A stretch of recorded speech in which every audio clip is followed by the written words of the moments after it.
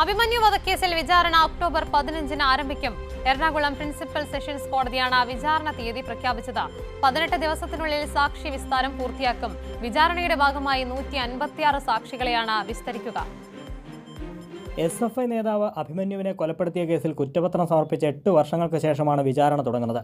Campus front, popular front പ്രവർത്തകരായ 16 പേർ പ്രതികളായുള്ള ആദ്യ കുറ്റപത്രം 2018 സെപ്റ്റംബറിൽ സമർപ്പിച്ചിരുന്നു. ഇത്രയും വർഷമായിട്ടും കേസിൽ പുരോഗതി ഉണ്ടായില്ലെന്ന് കാണിച്ച അഭിമന്യുവിൻ്റെ അമ്മ നൽകിയ ഹർജിയിൽ 4 മാസത്തിനകം വിചാരണ പൂർത്തിയാക്കണമെന്ന് ഹൈക്കോടതി ഉത്തരവിട്ടിരുന്നു. ഇതേ തുടർന്നാണ് പ്രിൻസിപ്പൽ സെഷൻസ് കോടതി വിചാരണ തീയതി തീരുമാനിച്ചത്. വിചാരണയുടെ ഭാഗമായി 156 സാക്ഷികളെ വിസ്തരിക്കും. 18 ദിവസത്തിനകം സാക്ഷി വിസ്താരം പൂർത്തിയാക്കും. വിചാരണ തുടങ്ങുന്ന ദിവസം 1ഉം 2ഉം സാക്ഷികളെയാണ് വിസ്തരിക്കുക.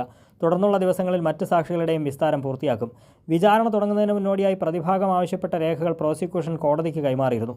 കൊലപാതകം, കൊലപാതക ശ്രമം, ഗൂഢാലോചന, തെളിവ് നശിപ്പിക്കൽ, നിയമവിരുദ്ധമായി സംഘം ചേരൽ, മനഃപൂർവ്വം പരിക്കേൽപ്പിക്കൽ തുടങ്ങിയ വകുപ്പുകളാണ് പ്രതികൾക്കെതിരെ ചുമത്തിയിരിക്കുന്നത്.